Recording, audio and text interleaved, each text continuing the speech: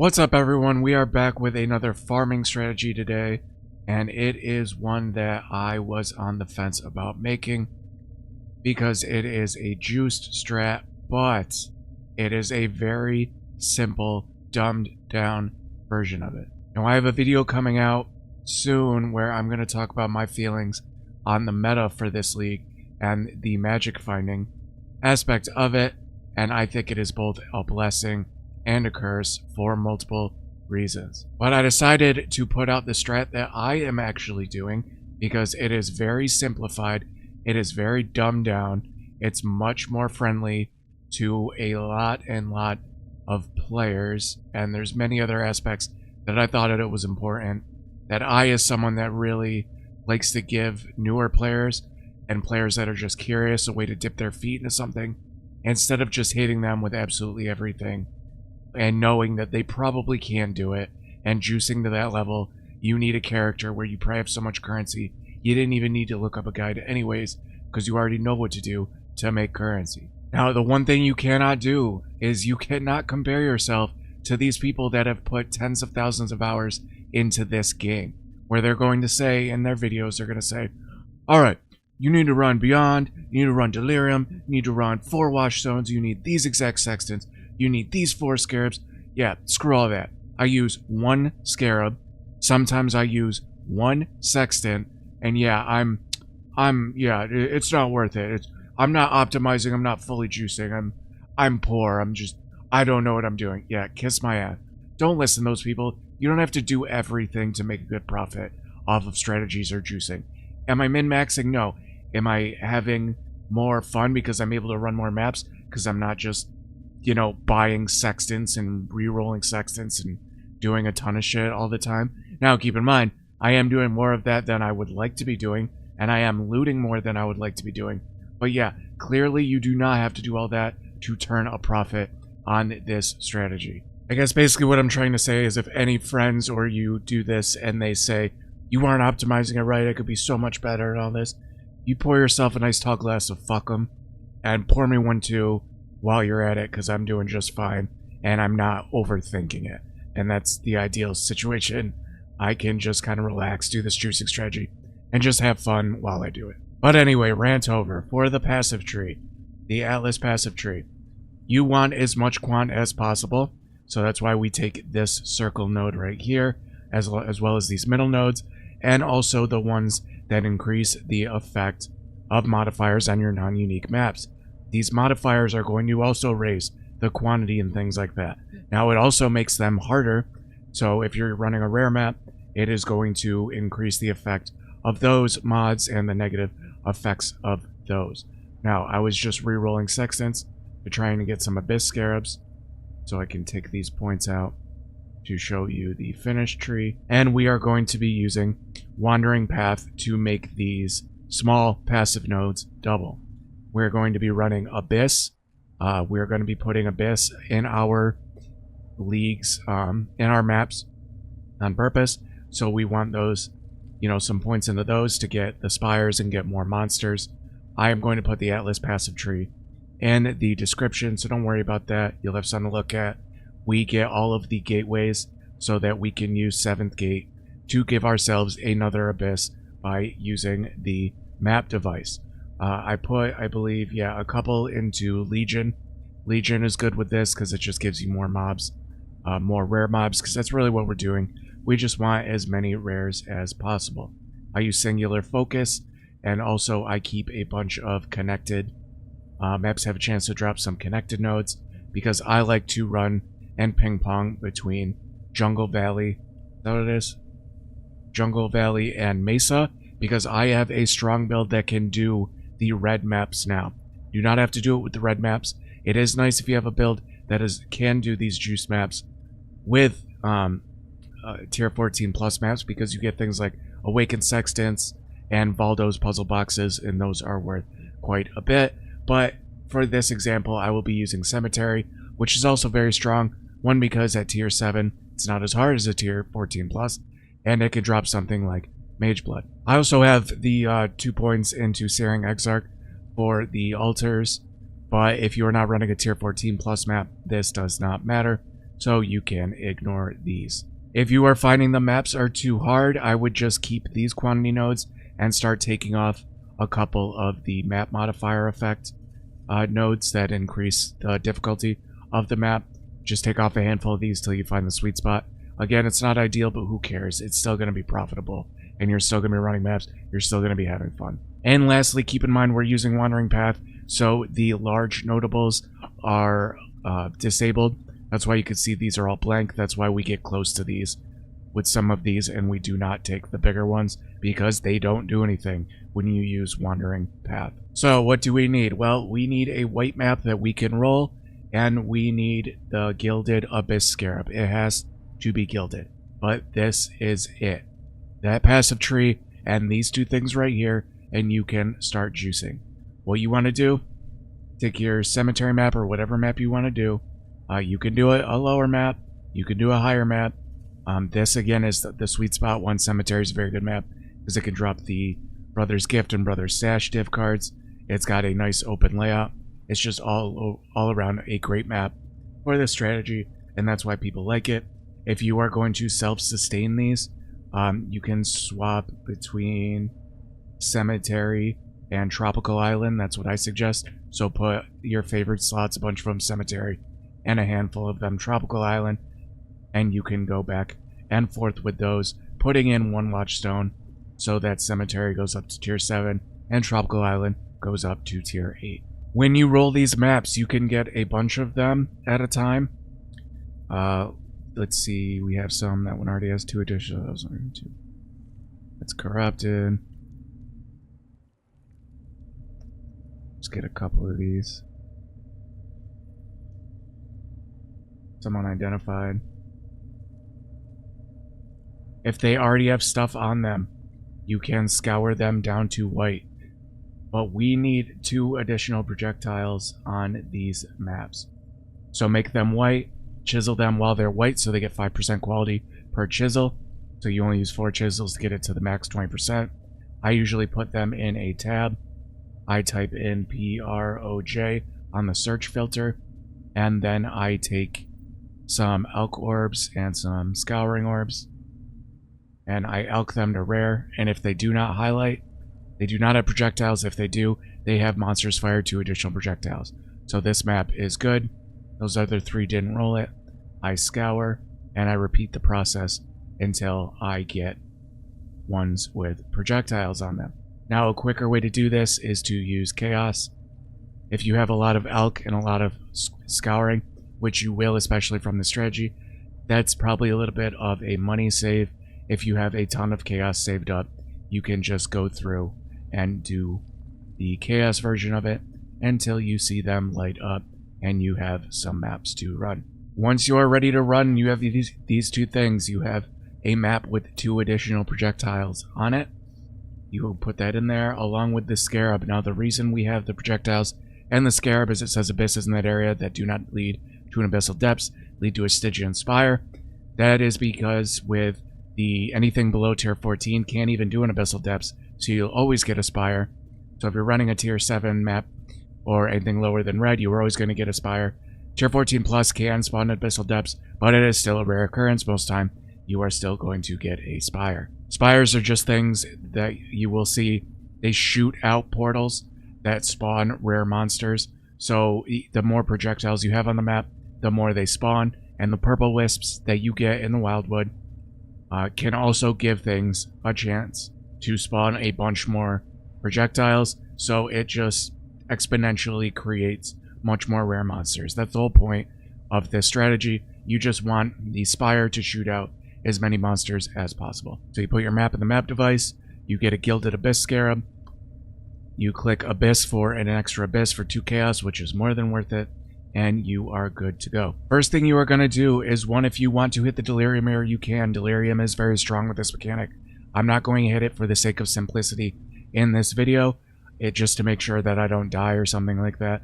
I don't think I would die with Delirium. I would usually take this, but just in case. But it does help. So the first thing you'd probably want to do is take the free Delirium that you got on this map. You are going to want to run straight into the wildwood. Now, if you spawn on wisps, that usually means you spawn somewhere near the middle of the wildwood. It is a big square, and the events are laid out in a diamond pattern. But you do not know where you spawn. You could have spawned near the center, but to the bottom right, or to the top left, or to the bottom left. You don't know. So the first thing you want to do is, if you find wisps, you can follow the wisp trail to hopefully the nearest event. Or if you did not find any wisps, you can just kind of jiggle around and see if there's any monsters. Now there's monsters coming from the bottom left. So even though there's a wisp trail, I probably would have followed anyway. If there was no wisps, I would have followed the monsters anyway, because they probably are going to lead me to an event. So I'm going to go down here, and here is an event, and it is a lot of blue wisps. So now we have a couple options. We do not know if this one is on the left, if it's on the bottom, if it's on the top. Hopefully it is the middle one on the left, because that would make the most sense. You know, this left side diamond. But we can go a little to the left and see if there is a wall. Yes, it looks like there is a wall. So it looks like the other one with the diamond will be in either in top, middle, or the bottom middle. This does not always work, and I screw this up constantly, and you are going to screw this up a lot. When in doubt, just follow the monsters or follow a trail of wisps, because some juice is better than no juice. So I'm going to make my way and get this extension orb. This is going to extend the time that you are in the wildwood. These are not timed. This just goes by how much juice you use as you go through and reveal darkness. These small little ones extend your time. Those are the ones that you want. There is a strategy where you put your resolution in widescreen so you can see more to your left and right, so you can see these wisps more easily, but you don't absolutely have to do that. It is a little bit of a trick. It helps a little bit. For some reason, my computer just refuses to let me change the resolution to widescreen, even when I'm in windowed mode, and I don't care to figure it out, so I do not do that strategy. I'm going to hit the wisp to make the wildwood last a little longer. There are bigger wisps that just reveal more of the area around you. They do not extend your time. They are practically worthless. Don't go out of your way to get those. You'll notice them. They're substantially bigger in size than the small extension wisps. But now that we got the extender, we can go down, try and find the event that is down and to the right, which we did. That means we pretty much know where we are. There was one in the middle left. There was one in the bottom center, which means the top right would be the next one to go to. I'm going to grab all of these purple. And again, remember, purple is ideal because it makes them, the spires, if they are empowered with purple, shoot a lot more monster portals, increasing the amount of monsters. So we're going to make our way to the top right and try and find the next event. There it is. Okay, now we did the left, bottom, right, so up into the center is going to be hopefully the last event. Now we might run out of wisp energy before we get there. And again, there's a wall there. Yeah, we ran out of wisp energy. We did not make it to the final event, but I'm assuming, you know, it was in the top center. But we still had an amazing juicing one. This is actually really good. Now, when you get out here, you can do any legions you find or anything, or you can go straight to the abysses. This is how the abysses work. When you step on them, they're going to run away. They're going to spawn some monsters. Then once you kill those monsters, it is going to run away again. You have to chase it down, but always be watching on your minimap for where it goes, because what you're looking for is the one time that it's going to stop spawn monsters, and then eventually the icon is going to disappear. That is when you know that the spire is about to spawn. So you see, we touched it, it's running away. It's going to go right here. It's going to fire some monsters out, kill all them. A bunch of stuff's going to drop. And I have a very strict loot filter on, so a ton of stuff is dropping. But continue to watch the icon and watch for it to move.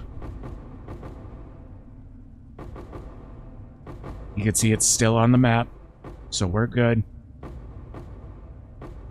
Once it disappears and the spire spawns, you want to get the spire a little low without killing it. Killing it is bad. It despawns the monsters. It stops it from shooting out monsters. So kill monsters so you see it disappear. It disappeared. It's empowered. I'm going to beat on this a little bit and get it to, if I can move. Sometimes it glitches and I can't move. Okay, not ideal. You will die, especially when things are super juiced like this. It's not the end of the world, although I'm using a headhunter, so it definitely sucks. So I'm going to go in there. But you want to get it down to around the 50% to 25% range, and then you want to run away from it so you do not kill it. It fires monsters at certain phases. Those phases change by the life that is on the spire. This might take a minute. Might have to cut a portion of this out just so it's not a 25-30 minute video of me just trying to not die. Now I can run away and try and get some rare stuff. This guy is an asshole though. He's the one that's killing me a lot. Thankfully I have knockback. Oh, he has corrupted blood. I do not have corrupted blood immunity. I highly suggest you get it on something. It is incredibly expensive for me to get it on something, so I'm not going to. But I just want to show one spire. I'm going to try and just run past this guy, because the corrupted blood is going to keep killing me.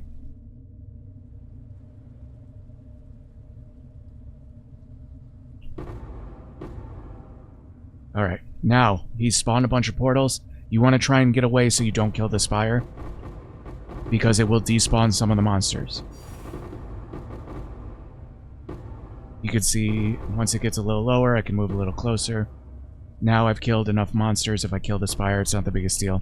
Some of them will stay, some of the monsters will respawn, or despawn, but I'm still getting a ton of crap from it.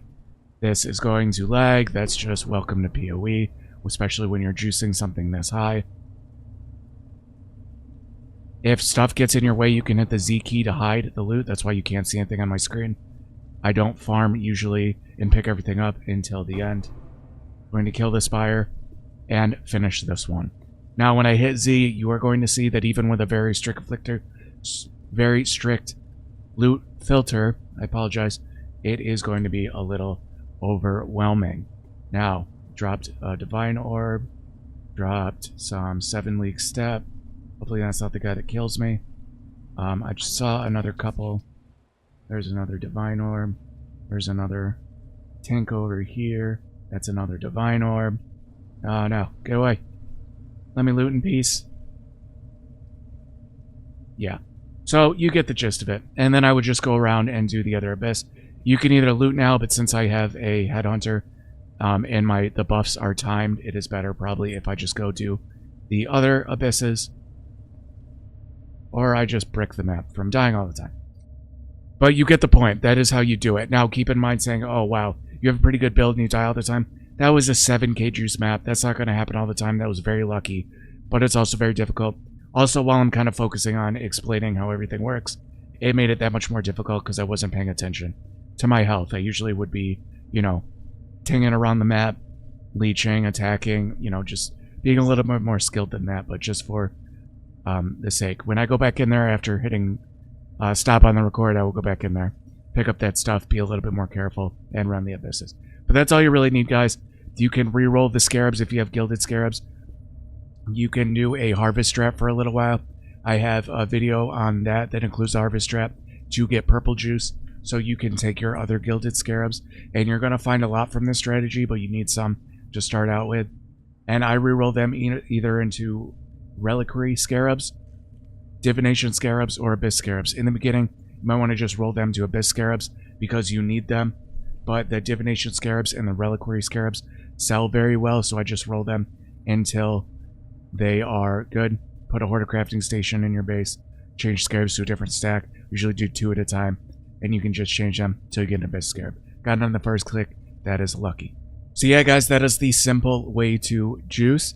There's not much more to say. That is not the min-maxed way. That is not the ideal way. As you can see, it was still pretty damn good. So anyone that tells you you need to be going full head on, and keep in mind if I would have hit the delirium and I would have had beyond in the map, that would have been even harder. So a little recap. You need added projectiles on a map. You need the Gilded Abyss Scarab. You need your Atlas passive set up. You need to go into the Wildwood and try and use the diamond pattern to find the events. When in doubt, follow the Wisp trail and or the monsters are coming from. That is the best way to tell. Get the tiny Wisp orbs to make your time in the Wildwood longer. Just get as much Wisp as possible. If you only get 2, 3, 4k, that is perfectly fine. You are not going to get a Mega Juice map like I just did every single time, but it is going to happen. It's going to make the map very hard. Be very careful. If you cannot do those maps and you know you're going to brick them and you get to around 4,000 or 5,000 juice, do not take the ego out of it and stop getting wisps. There's no frickin' point in just losing all of your portals and not only being able to finish the map, but not being able to go back in because you just lost all your portals to pick up the stuff that you missed. It's just not ideal. It's just not fun. It's not worth it. Again, take the ego out of it. But I hope this helps, guys. Again, you know, I've been doing this and I'm very, very profitable with it, and I do not have to believe and do all of the hype. Now, you can put Beyond and Delirium and force it with Sextants if you want, and if your build can do it. But if your build can do all that, you either have an Aura bot or you have a better build than I do to do that confidently all the time. So you probably do not need this video. So the people watching this video, this is a strategy you should try first before going all in, spending a shitload of currency on things that you cannot do. Alright guys, thanks for watching. Make sure you like and subscribe if you like the content. And if you want to hang out with us on stream, go follow on twitch.tv/SafeOnTalk, where we're always hanging out, and I am streaming all the damn time. So thank you so much, guys, and we will see you on the next one.